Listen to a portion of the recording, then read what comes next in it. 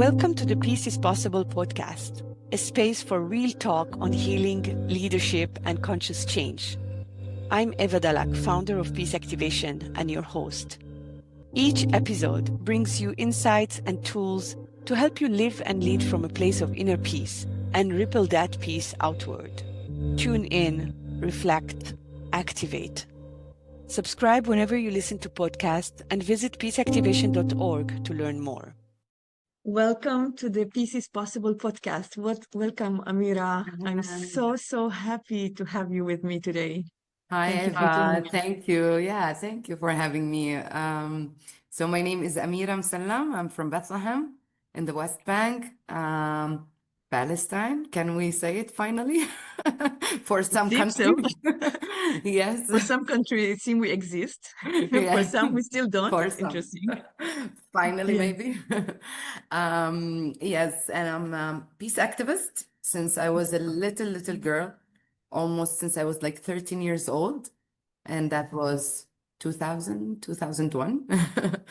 And I learned peace activism in the harsh way when my house was bombed as a 12 years old, and I was in the house. Thank God nothing happened to me or my family, and we were able to escape to our neighbor's house, but it was really horrible. And in that day, my whole life changed because before that date, it was the 15th of November 2000, and I remember it as if it was yesterday because it was too much as a child, you know. For me, living in Bethlehem and in Beit Jala was something, and after that day, it just changed. Before that date, life was simple. We used to go after school for picnic towards the hill, upwards, and we would reach. Back then, for me, it wasn't a settlement. It was a neighborhood next door that I would play with the kids there in the playgrounds, you know? And those kids wouldn't even speak my language, but who cares, you know? As kids, we play. We don't speak. We just laugh and like shout at each other, but we don't really speak. And I had so many friends who are from Gilo. It's a settlement nearby where I live, and for me it was just my neighbors. After that day, they became my enemies because the bombs and the rockets that fell on our house and on our neighbor house and on our neighbor who was killed that night was from that neighborhood where I used to play. And my friends and my childhood friends became suddenly my enemies who want to kill me. And a few months after, we had to leave the house for a few months and then went back home. And then we met an organization called Women in Black from London. They are amazing. I still remember them until today, and I met them a few months ago, finally, after all these years in London, actually. And we met them, and they came and provided. Back then, it used to the name was human shield. Sorry for for forgetting the words. A human shield. But now, as I grow up, I understood that what they did for us was protective presence. So I was exposed to protective presence since I was a little girl, and now I'm like leading a whole group who is doing protective presence to the communities here in the West Bank against the violent attacks of settlers in the different areas. And more specifically, now we are in Ras Al Auja. So these women in black came to our house and provided protective presence for a few months. And Liz, the woman who was with us from England, she started taking me with her to the different meetings. I met different people to translate for her because I used to speak English since I was a little girl. So I used to translate for her. And that's when I started meeting my enemies again and the different meetings. And we started talking again. And in the different settings, either in a peace meeting or dialogue or conflict resolution or a conference or even playing together, going to France to play soccer with the Israeli team. And that's when, again, my life changed from friends to enemies. Well, there is another way, you know? And since then, I believe that blood brings more blood, violence brings more violence, no matter who started it, who's right, who's wrong, who's terrorist, who's not, who has historical right to be here, who doesn't. I don't care about all these reasons. This planet fits us all, and this land, the Holy Land, fits us all. And there is another way other than violence and killing and this vicious cycle of violence. And I started since then working on the different levels of peace, but not any peace, a just peace, a peace that accepts us all in this land, a peace where we live in justice, we live in freedom, freedom for all, justice for all, equality for all. And not as just words, we say it out loud in a demonstration, but like real peace. So I Thank talked you, too much. Amira. No, this is perfect. Thank you we just Stop jumped. me next time. No, I love it because we jumped straight into the heart of the matter, which is like, why would I say right now peace is possible in the midst of this chaos and in the midst of this genocide, in the midst of all that is happening? And people consider me like, if it's a fantasy, what do you mean peace is possible? But the thing is, I feel like peace has lost its meaning, and what we're doing right now, and that was part of my discussion with Nirit, with Aida, with like a lot of the women that I invite here, and men, is like, what makes peace possible? How can we bring peace to its sacred meaning? Because peace is the highest vibration on this planet. Peace is the highest vibration, and we have never experienced it yet. Yes. It is possible, but we haven't experienced it. We have put the word peace on attempt to dominate others. And you clearly explain it in your introduction. And so can you say more about why the peace effort up until now failed? And what would make this new peace effort, what you're doing, and maybe explain more about this civilian protective presence that you've initiated and that you're leading in Bethlehem and elsewhere in Palestine, Israel. Yeah, sure.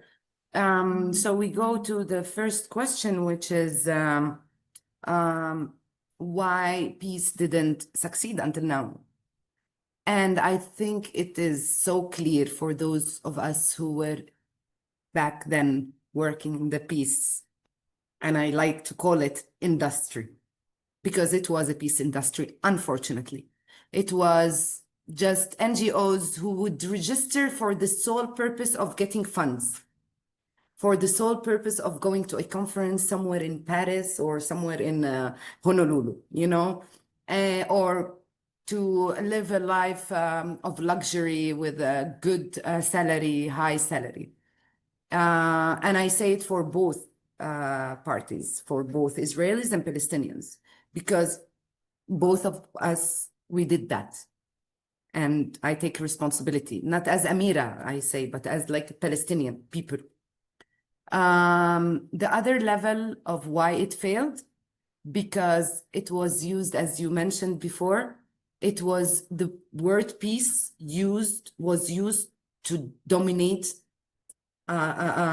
nation over nation.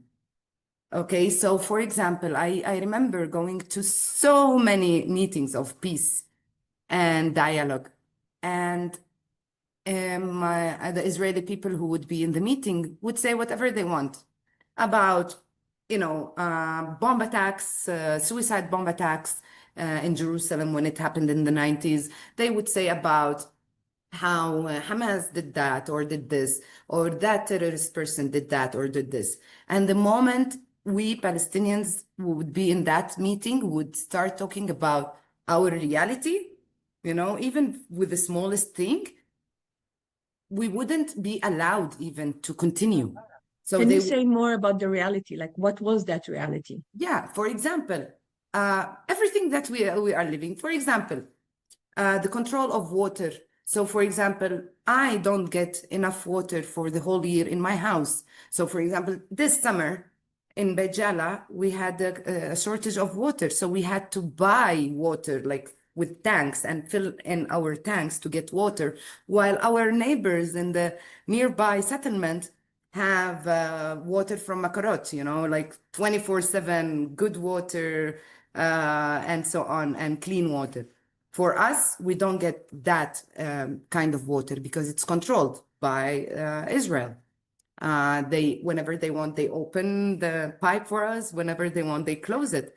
For example, checkpoints.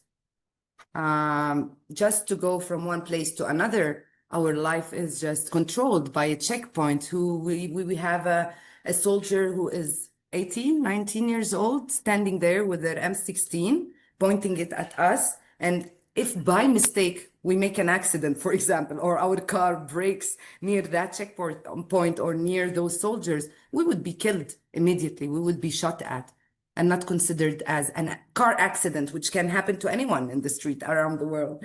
But because I'm Palestinian, I'm under this fear of being killed just for a car, car repair or car accident.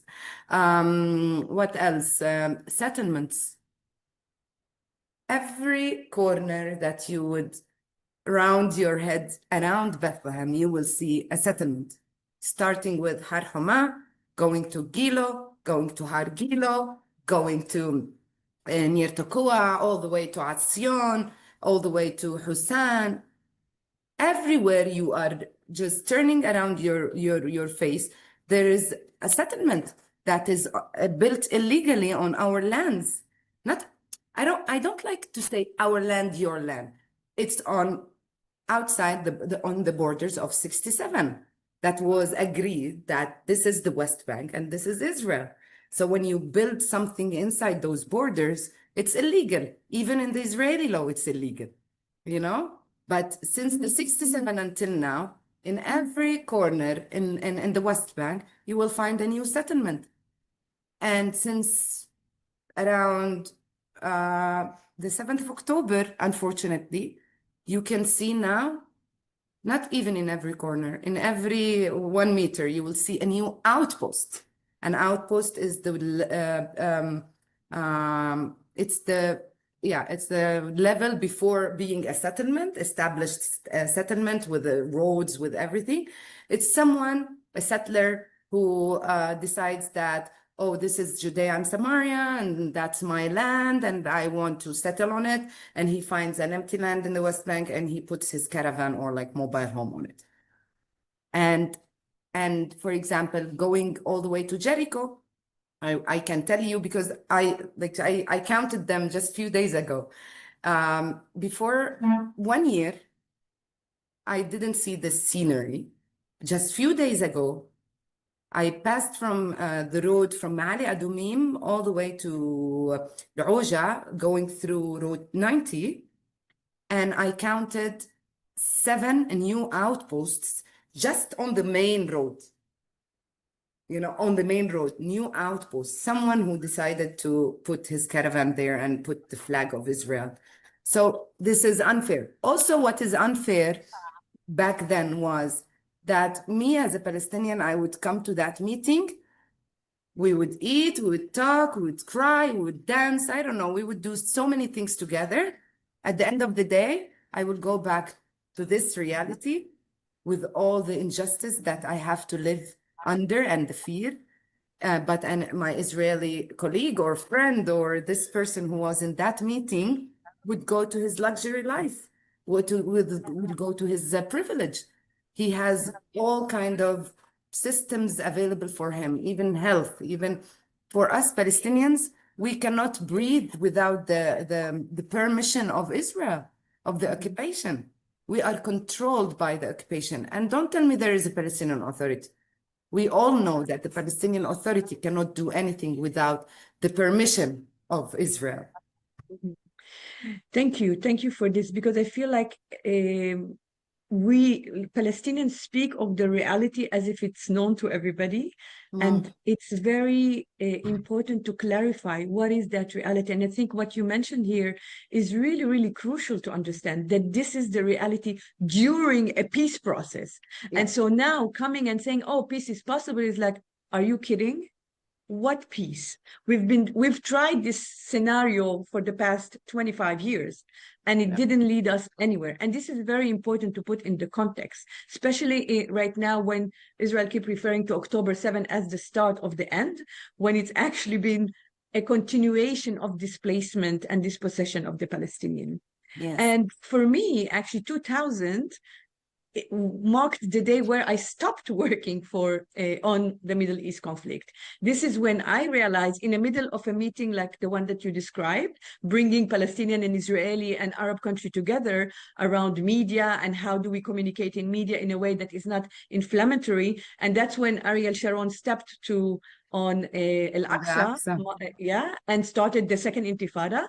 And I saw suddenly how these peace people, these activists, peacenik, as they call them in Israel, are so polarized, and nobody care about the other.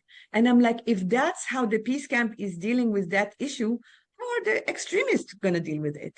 And for me, that was the start of my own search of like, how do other conflict zones do it?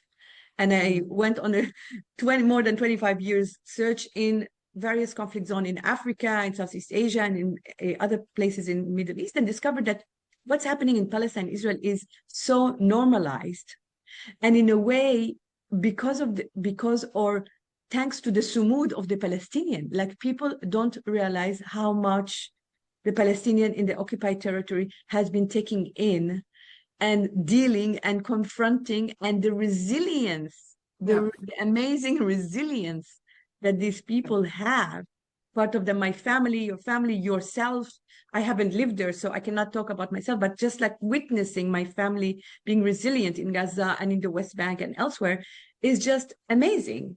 And so when you come to this meeting and you have, and that's where I want to add a lens into this, the trauma lens, the trauma of how traumatized people communicate about their own need and not seeing the other needs of the other people, but also how trauma is weaponized so that we don't address the reality as it is. Can you say more about that? Yes. So, for example, every time we would go into a dialogue with the other or our colleagues, and we would say, for example, 1948.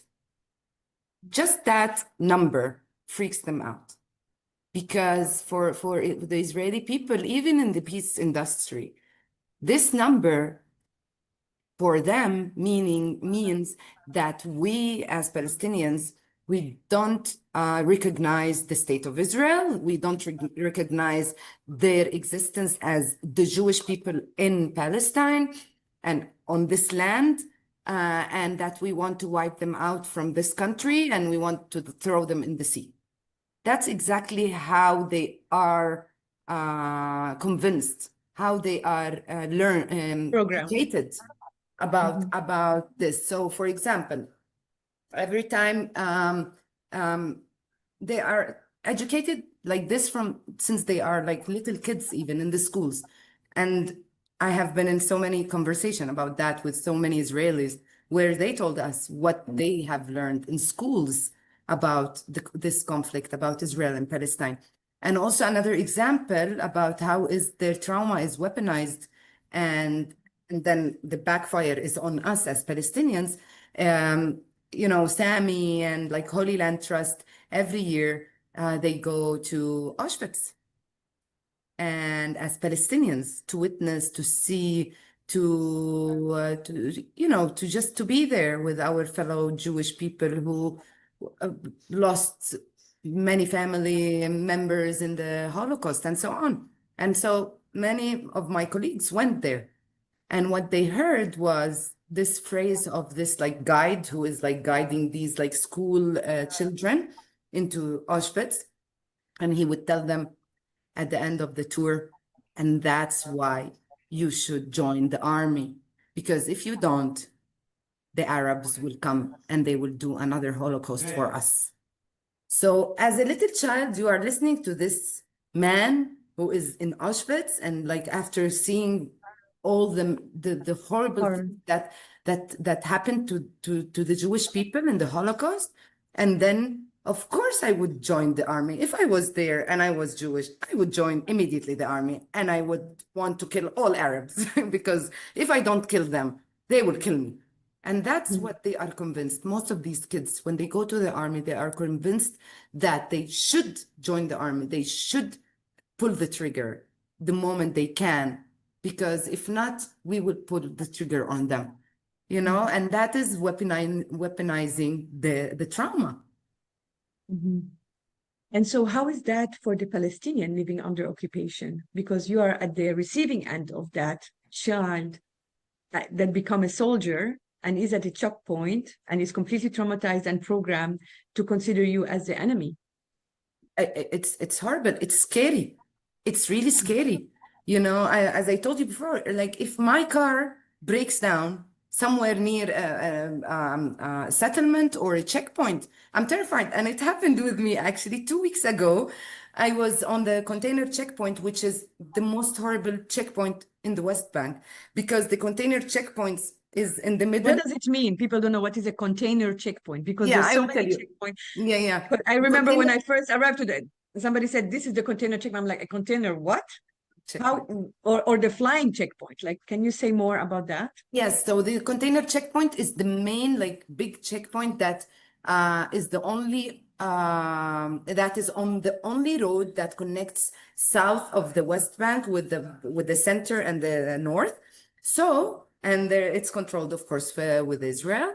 So whenever they want, they close it. Whenever they want, they open it. So imagine they cut the West Bank from the middle just by closing it.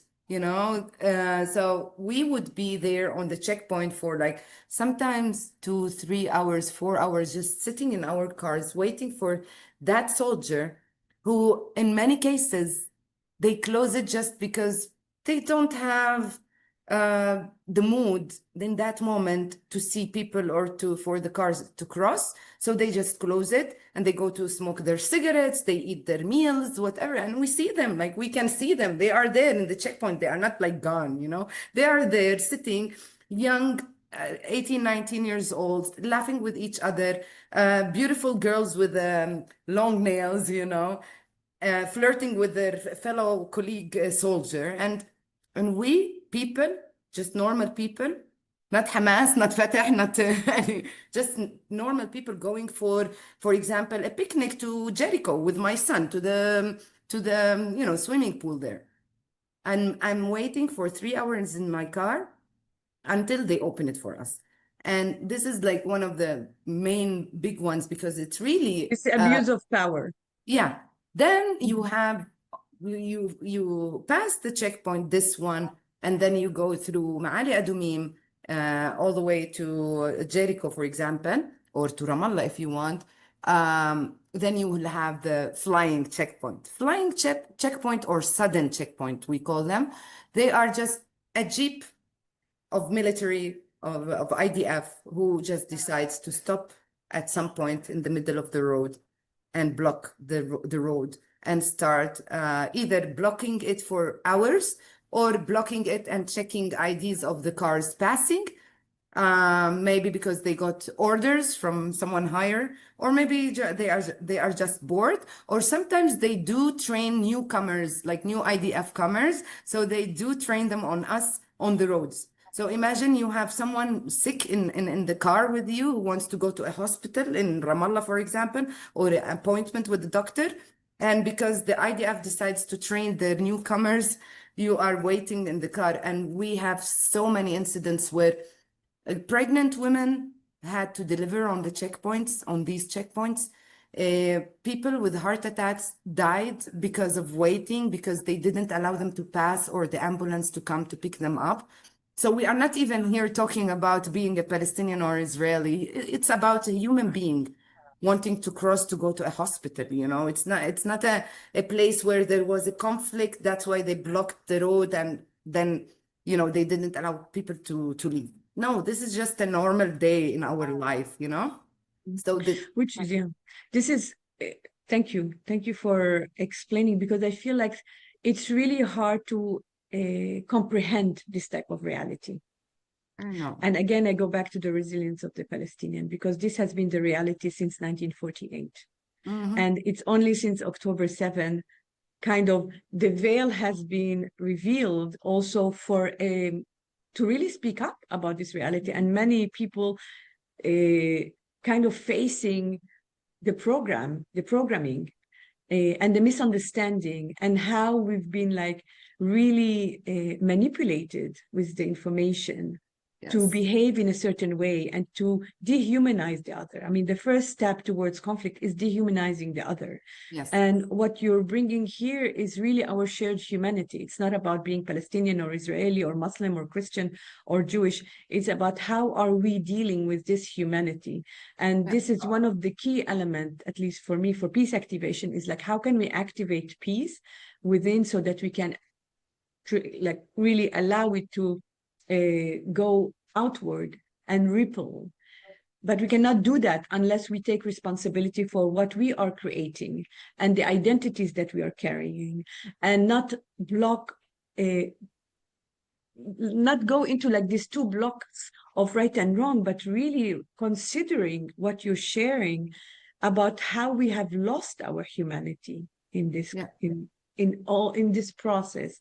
And so one thing that I really, really appreciate about you and your initiative and what you bring is this civilian protective presence. Can you say more about that? Because that actually is built on what you just said, understanding that this is the reality that we're living in, and it's not about Israeli hating Palestinian and Palestinian hating Israeli or wanting to exterminate each other, but actually about being manipulated so that we can create this conflict, and so how it is man-made.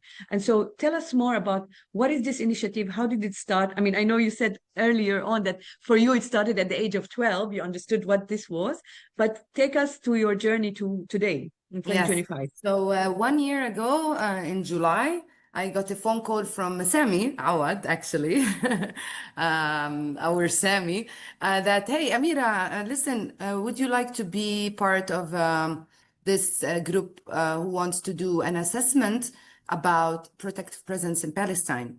And I said, yes, definitely. I know I have lots of network through my years. I met lots of people. I know people all over the West Bank, Jerusalem, Israel, even in Gaza, I know some people. So I told them, okay, I'm in. And they interviewed me, and I was with a team of 4 people, me and another Canadian man, Randy, and a German man, Nicholas, and Sammy. We went for a whole month, going from one village to the other, from one city to the other, from one organization to the other, meeting with people and assessing on what does it mean protective presence for people? What do they really need? Is it feasible or not in Palestine, Israel? And what should we do? What's next? What's the recommendations? And we got out with we have an assessment report. I can share it with you, or you have it, or I can share it again with you. So you can send it to whoever is asking about it. You're on mute, by the way. No, I was saying we can add the link to it on the description of the podcast for those people that definitely. wanna Yeah. Just one moment حبيبتي. ابني بتصل من المدرسة، معلش أرد. Okay. This is like Good, urgent. good. Okay. Hello. We'll cut it out here.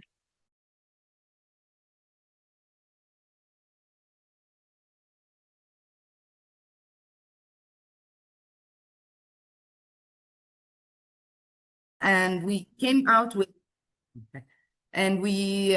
we came out with two recommendations. The first recommendation was protective presence is needed now. Protective presence means actually it doesn't mean, when you go to the theory of it, it means you are protecting other people, you know, civilians protecting other people without like armed with the unarmed Unarmed unarmed, civilians, sorry, yeah. and they're protecting with their presence. Just being Yeah. present there is Yes. already protected. Yes. So but then we found out that in Palestine and Israel it means also different things. So first of all, protective presence in Palestine means standing in solidarity with the Palestinian people, with those civilians who are being attacked by those settlers. So lots of people from the different villages told us, we don't want you to come when there is an attack only. We want you to live with us. We want you to experience what does it mean to live in a Palestinian village, which is under attack on a daily basis, either by settlers, either by the IDF, and so on. We want you to see how difficult it is just to go to a school, to school with my kids in the morning, how dangerous it is to do an activity in the afternoon in the soccer playground. We want you to witness all of this. We want you to live with us. So this is like the main call was from the different communities. Also, the main recommendation was employing or deploying immediately activists from all around the world, and not any activist, not any volunteer, because there are so many groups who brings volunteers and they send them around the West Bank to volunteer. But it's not that. It's those who are trained to do protective presence, who served in other countries. And because our co-founder and co-leader, his name is Mel Duncan. He's the co-founder of Nonviolent Peace Force. Mel Duncan dedicated his life for the past 25 years plus to do protective presence in the different countries, in Philippines, Myanmar, Guatemala, South Sudan, Iraq, Syria. He was all over the places. And we have a database of more than 5,000 people who really did this work and were in the field in conflictive areas. And so bringing those people and also new other people and train them on the context of Palestine and Israel, and then send them to the field. So we don't bring anybody. This is first. So the recommendation was deploying immediately 100 people and sending them to the different areas in the West Bank. It's not enough 100. We need maybe 1,000, 2,000, 3,000, but we needed to start with a number for financial and resources purposes. The second recommendation was that there are other organizations who are doing this work in the West Bank, in Israel, also from Israel, lots of them. Some of them are internationals also. There are around 24, 25 different registered organizations. And then you have the non-registered groups who do this work without being officially registered as an organization. So we found lots of them. But the only thing, they are doing their best to do protective presence. The only thing that lots of them, they don't get trained. So they are sent to the field without training. And this could be very, very dangerous when dealing with settlers. Can you explain why how would it be dangerous? Yes, of course. So for example, as you, me, when we go now to the field, then you will see a settler who is 15 years old, let's say, who's holding. Where does he come from? Settler. We really don't know where they are from, but most of these kids come from the system. They are kids at risk, unfortunately. And instead of taking care of them, the system just sends them to the West Bank and make them do volunteer work in the West Bank, in these outposts and settlements, to intimidate Palestinians and Arabs and anything that moves around that settlement. And those kids are kids at risk. Do you know what does it mean? Meaning that those kids are really problematic kids in their own communities.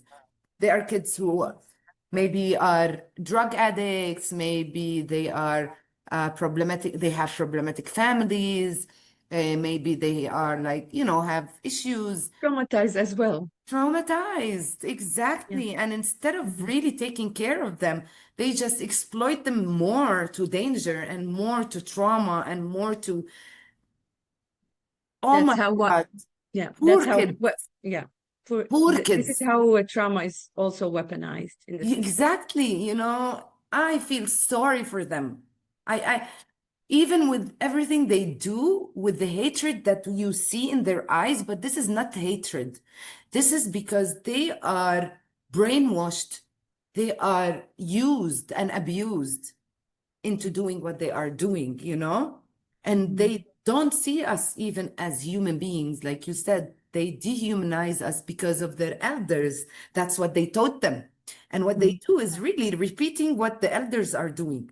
So always you will see those young settlers, when they start, they come with an elder settler who is holding an M16 and who's doing the worst things in the field. And then he has this kid beside him, and this kid is, looking and watching and learning. And then they send the kid alone by himself to do the same thing that the elder did. And that's what happens in the West Bank.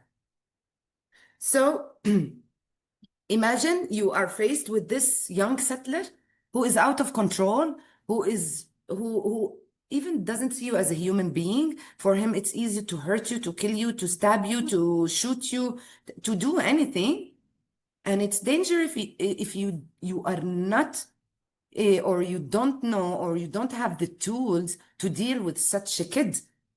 He can kill you,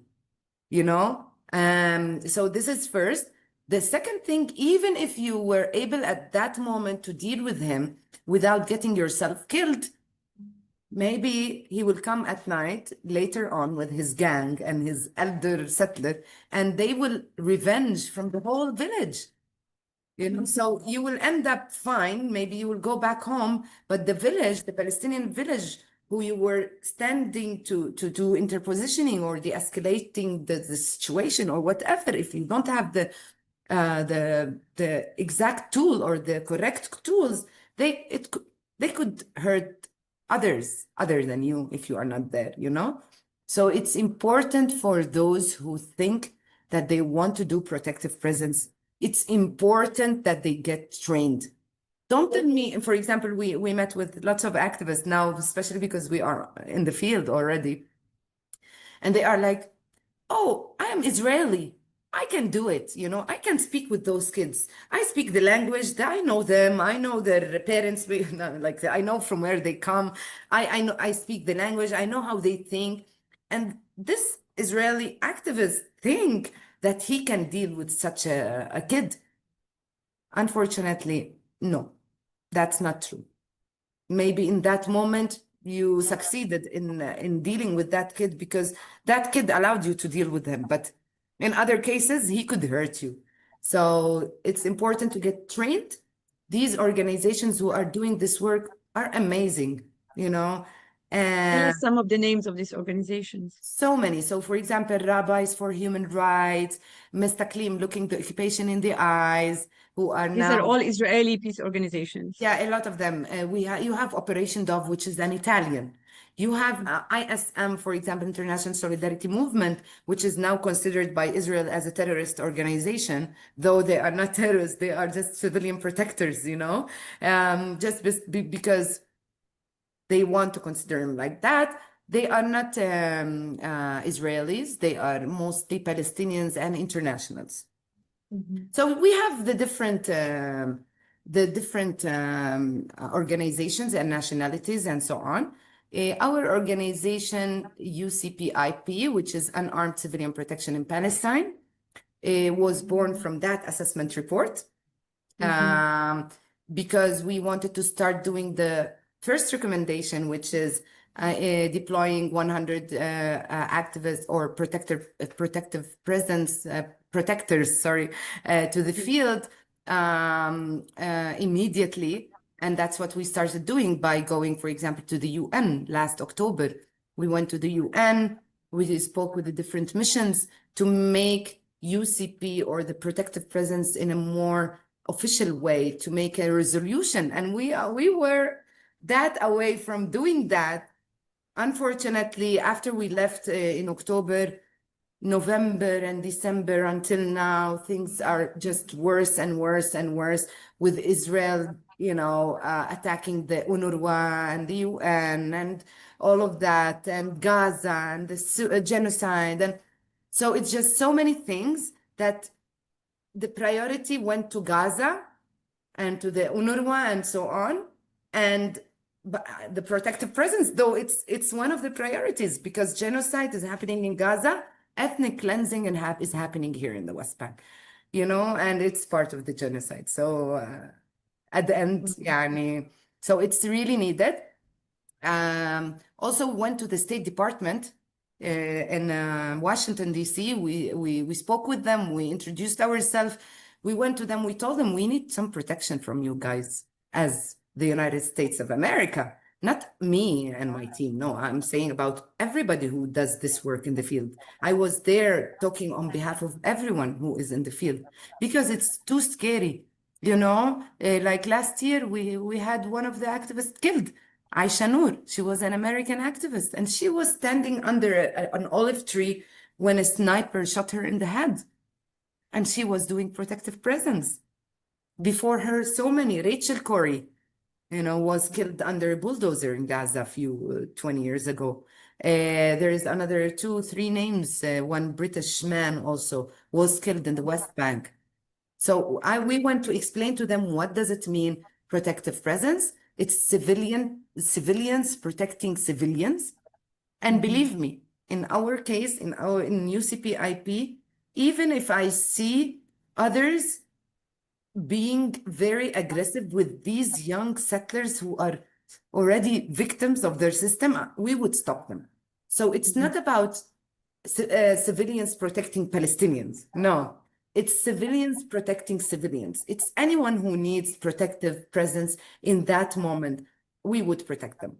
So I love this distinction that it's civilian protecting civilian and not only necessarily civilian protecting Palestinian, even though Palestinian are the one who needs protection most of the time. Yeah. You spoke a lot about like these people need to be trained. I'm assuming just that when people will hear to this episode, some, I don't want to say majority, would want to come and do this civilian protection. And you spoke a lot about the training. What type of training do these people need? Are you the one providing this training? Yes. So now I'm sitting here in a place in Beit Jala without saying names.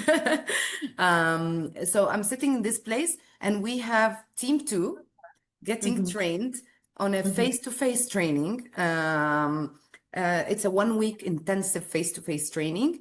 And they do get trained on so many things. So, for example, on the methods of UCP, de-escalation, interpositioning, all kind of conflict prevention, communication, and not theory. We don't want to give the theory here, because before they came, this team, they had 1 month online training where they read lots of theory. They read theory, they were like discussing on threads and so on. And now they do the face-to-face training, and then they will go to the field. They will overlap with team 1, who are already on the field since July. And the first team will give them some training in the field, and then they will be ready to be alone. So it's not a 1 day or 2 days training. It's a process. Yeah. It's a process. And they are well trained, well prepared. And still, even in the field, we do like We do everyday check-ins. We do everyday revision if there is a need. Every day there is something that we do to, for example, just a few weeks ago, we did a training for them in the field about safeguarding, for example, and sexual harassment and so on. So it's always, they are learning all the time and they are doing something all the time. So whoever wants to join UCPiP, there is a form, they can apply on it. And then We'll put the link in the call description them of for the podcast. recruitment, and we go through a recruitment process. It's not like yalla, like come yalla, let's do it, you know. So okay. Amazing. I will definitely put that. Yeah. Okay. هيك خلصنا. خلينا بس خلصنا. Okay. أنا my son is calling again. I don't know what's going on. ألا يا ماما.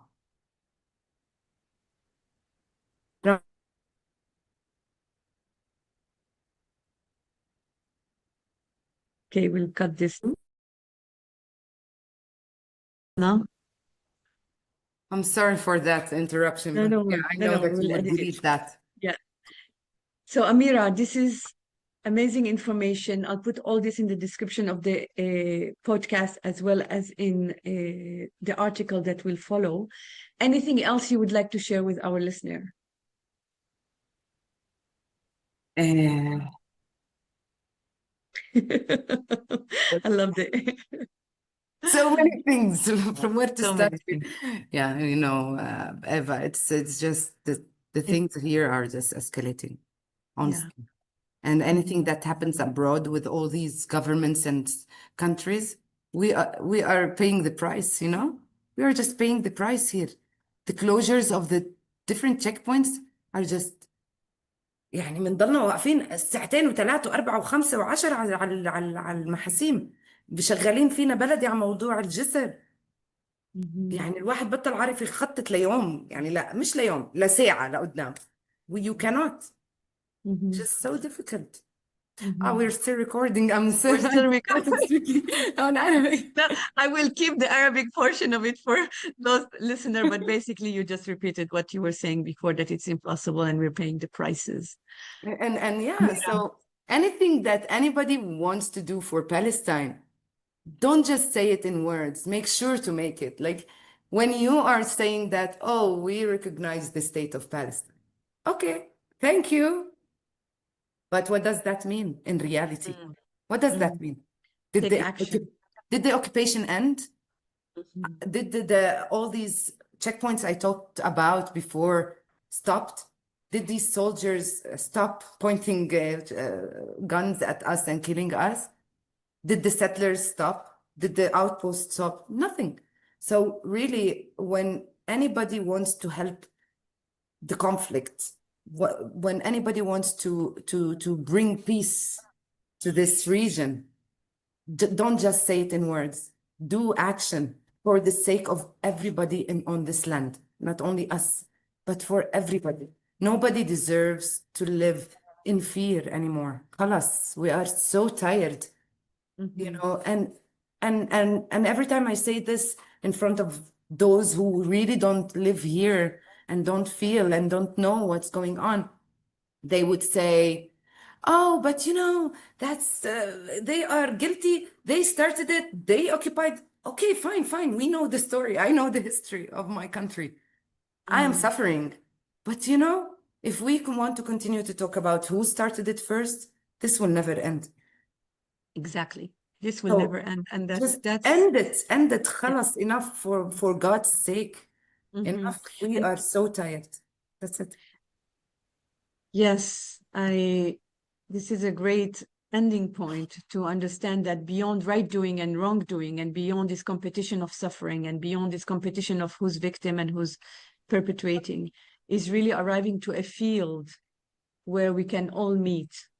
And that's the field that Peace Activation has been working on, and for which I'm really deeply grateful as well to be part of your community and many other communities in Palestine, Israel, that are seeking and thinking and acting to make peace possible, but peace in its all full sense, and not as a industry or as a bypass to real action. So Amira Musallam, thank you, Eva. thank you so much. This is just This is just like we scratched the surface. There will be We part have two. so much to talk about still. I know. So See you next episode. We'll see you next episode, and also to follow you and Ilana. I know you do real work also in the field with your own podcast, Women Ending War podcast. So we'll put that link as well. I'll send you everything later. Sure. Great. Thank you, Amira. Okay, have a wonderful day. Yalla, Bye. take care. Bye. Bye, Habibti. Bye. Bye. Bye. Thank you for being here. Thank you for listening, for feeling, and for holding space with us.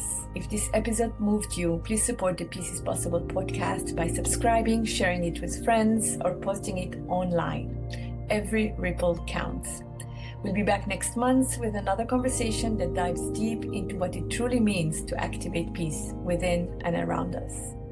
To support the vision behind Peace Activation, visit peaceactivation.org and follow along on social media. You'll find both Peace Activation and me, Eva Dalak, across all platforms.